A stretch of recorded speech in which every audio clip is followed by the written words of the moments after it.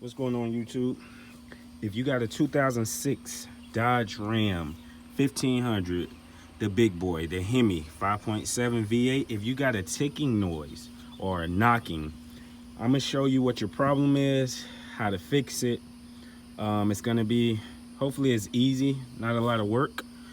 If your oil pressure gauge, stop working, you need to put in your oil filter sensor, and you basically been riding without pressure for a long time, so your lifters inside your engine is clogged.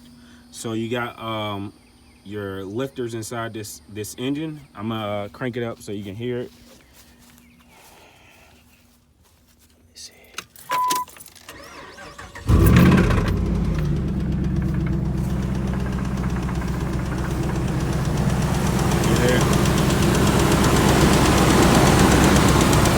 Ticking.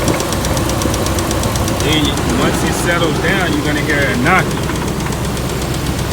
Hear that knocking on this side? So the lifter on this side it's wore out. The bearings in it is wore out. So I gotta change the lifters on this side. Hear that knocking now?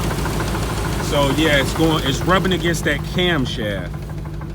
So what you want to do, cut this off.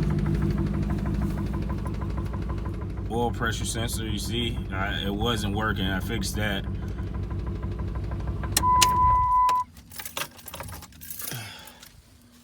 So basically, now we can hear. So basically, your lifters one is on this side is wore out. So I'm gonna have to change that. The bearing in the lifter is not working, so it's not creating a rolling on the camshaft. So on this side is about to wear out now on the left of the engine block head. So I'm gonna have to take out the lifters on this side as well, change all the lifters, and change the lifters on this side. If you like this video, like and subscribe. I'm gonna show you when I'm done how it sounds, and that should fix your problem.